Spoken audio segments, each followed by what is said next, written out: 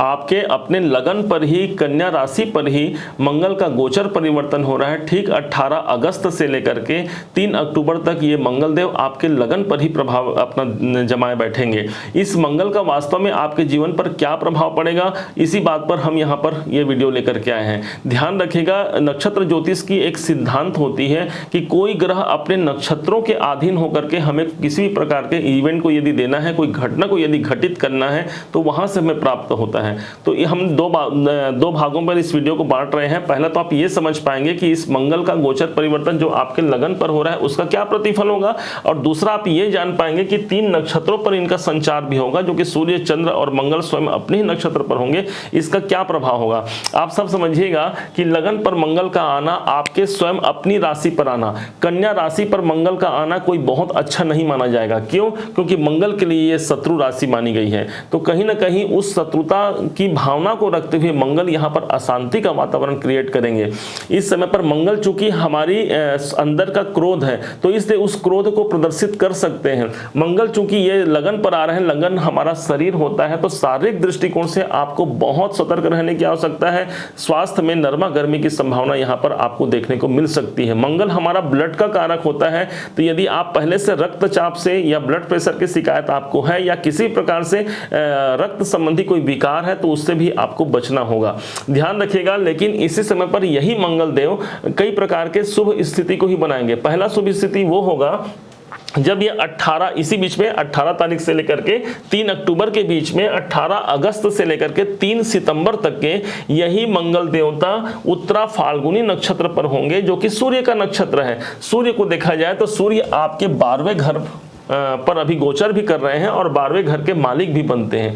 इस हिसाब से आपके लगन के तो शत्रु हैं, लेकिन मंगल के भी ये मित्र माने गए हैं। मंगल के ये मित्र हैं, अब आपके लगन के भी मित्र माने गए हैं। तो दोनों की तरफ से मित्रता को निभाते हुए कहीं ना कहीं आपके जो खर्चे हैं, उन खर्चों पर नियंत्रण होने की संभावना काफी पुष्ट हो जाती है, बढ़ जाती है। मंगल जब अपने नक्षत्रों के द्वारा 12वें भाव को दृष्टिगोचर देते हैं, इसका मतलब प्रॉपर्टी में निवेश इत्यादि होने की संभावना भी काफी प्रखरता निखर करके हमारे सामने आ सकती है। 12वां घर हमारे चिकित्सालय संबंधी व्यय का होता है। तो यदि आप पहले से चिकित्सालय संबंधी हॉस्पिटल के खर्चे से यदि आप परेशान हैं, तो इस टाइम पर मंगल देवता अपनी मित्र की राशि पर गोचर करेंगे, अपने मित्र उनके नक्षत्र पर गोचर करेंगे। इसका सारा का सारा जो शुभ परिणाम है आपको 12वें भाव से देखने को मिल सकता है। 12वां भाव हमारे डिप्रेशन भी होते हैं, हमारे लॉसेस को भी दर्शाता है, तो वहां पर भी एक नियंत्रण मिलने की संभावना यहाँ पर नक्षत्रों के द्वारा आपको मिल सकता है। देखिए, मंगल अपना एक ग्रह हो गए मंगल, और जो नक्षत्र हो गए वो हमारा फल है। आप ऐसा मानिए, आपने देखा होगा कई पेड़ को, पेड़ तो बहुत हरे भरे नजर आते हैं, परंतु जरूरी नहीं उस हरे भरे पेड़ में कोई रसदार फल नजर आए। और कई बार ऐसा होता है कि बहुत सूखे पेड़ नजर आते हैं हमें, उस पेड़ में जरूरी नहीं कि हमें फल मिले, परंतु हाँ, सूखे वृक्ष में भी फल हमने देखा है, आपने भी देखा होगा। उसी प्रकार से मंगल जब अपने नक्षत्रों पर होंगे तो उनका प्रतिफल हमें 100% मिलेगा। अर्थात आपको 12वें भाव के पॉजिटिव इफेक्ट मंगल के नक्षत्र परिवर्तन के द्वारा आपको मिलेगा। अब जैसे ही 3 सितंबर से लेकर के 23 सितंबर का दिन आएगा, इसी समय पर ये हस्त नाम के नक्षत्र पर होंगे, जिनके अधिपति माने गए हैं, स्वामी माने गए हैं चंद्रमा को। अब ये चंद्रमा किस भाव के मालिक है आपकी कुंडली पे, आपके राशि चक्र में? तो ये आपके एकादशेश है, मतलब इनकम भाव के स्वामी चंद्रमा है, जिन पर मंगल का गोचर हो, मतलब मंगल का नक्षत्र परिवर्तन होगा। इसका मतलब सबसे ज्यादा मजबूती से जो फल नजर आपको प्राप्त होने वाला है वो इनकम हो सकता है। इनकम क्यों? एकादश हमारा लाभ का घर है, लाभ प्राप्ति के दृष्टिकोण से ये सर्वोत्तम होगा। लगन से देख रहे हैं तो लगन माने हमारा शरीर, और नक्षत्र के द्वारा मतलब इनकम। हमारा शरीर क्या करेगा? तो शरीर हमारा ये कार्य करेगा, इनकम कैसे मुझे प्राप्त हो, कैसे मेरी इच्छाओं की पूर्ति हो। एकादश भाव मेरी इच्छाओं की पूर्ति को प्रदर्शित करता है। एकादश भाव वो स्थान है जहां पर जो भी हमने सपने देखे हैं उसके लिए हम बहुत फोर्स से युक्त होकर के उस भाव से जुड़ जाते हैं। मंगल चूंकि साहस के देवता है, वीरता के देवता है, आपके हिम्मत के देवता है, सारा का सारा आपका हिम्मत आपके इनकम की प्राप्ति, आपकी कामनाओं की सिद्धि के लिए होने वाला है, आप ये जानिए। अब इसी समय पर क्या होगा, जैसे 23 सितंबर से लेकर के 3 अक्टूबर का टाइम आएगा, इस समय पर यही मंगल देव चित्रा नाम के नक्षत्र पर इनका गोचर होगा। चित्रा नक्षत्र के स्वामी माने गए हैं स्वयं मंगल देव को। मतलब मंगल देवता अपने ही नक्षत्र पर गोचर जब करेंगे तब सबसे ज्यादा मजबूती से जो आपको घटना घटित होते हुए दिखाई देगी वो आपके लगन से देखने को मिलेगी, अष्टम भाव, और साथ ही साथ आपके तीसरे भाव। कौन सा प्रतिफल होगा? अष्टमेश होने के कारण पुनः फिर से आपको स्वास्थ्य में बहुत सतर्क रहने की आवश्यकता होगी।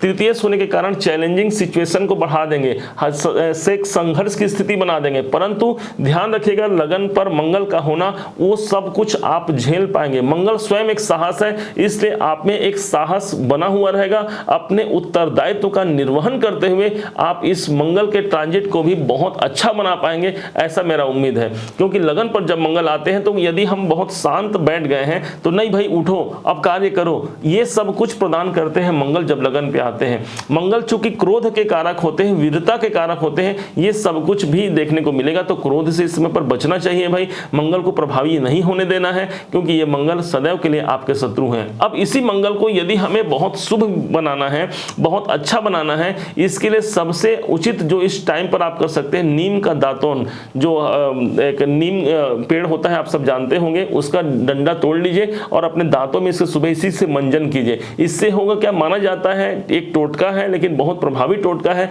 शनि और मंगल के दोष को शांत करने के लिए नीम से बना हुआ दातून यदि हम करते हैं तो ये मंगल के दुष्प्रभाव हमें प्राप्त नहीं होता। मंगल का प्रभाव हमारे मज्जा, हमारे रक्तों के साथ साथ हमारे दांतों से होता है। इस कारण से नीम इस मंगल के दोष को काफी हद तक दूर कर सकता है। मंगल के प्रभाव को और अच्छा बनाने के लिए सबसे उचित उपाय बताया गया है श्री हनुमान जी महाराज। साक्षात भगवान हनुमान जी इसी मंगल का प्रतिनिधित्व करते हैं। जो व्यक्ति भगवान हनुमान जी का प्रणाम करता है, उनकी आराधना करता है, उनके पाठ करते हैं, विशेष तौर पर बजरंग बाण सबसे उपयुक्त होगा इस टाइम पर आपको पाठ करना। 46 दिनों का यह टाइम है। इस 46 दिनों में हनुमान जी की कृपा से यही मंगल आपको वीर बना देगा, और एक वीर व्यक्ति ही वो सब कुछ हासिल कर सकता है जो उसने कभी अपने जीवन में सोचा है। उम्मीद है आप सबने इसे समझा है, आप सबने इसे जाना है। यदि आपने इसे समझा है, जाना है, मेरे समझाने का प्रयास यदि आपको सार्थक लगा हो तो हर बार की भांति इस बार भी अपना प्यार भरा लाइक और कमेंट करना कभी मत भूलिएगा। आपके एक लाइक और कमेंट से हमें बहुत मोटिवेशन प्राप्त होता है। और हाँ, यदि अभी तक आपने चैनल को सब्सक्राइब नहीं किया है, सब्सक्राइब भी कीजिएगा। पुनः एक बार फिर आप सभी का दिवस बहुत मंगलमय हो। इन्हीं शुभकामनाओं के साथ जय श्री हनुमान।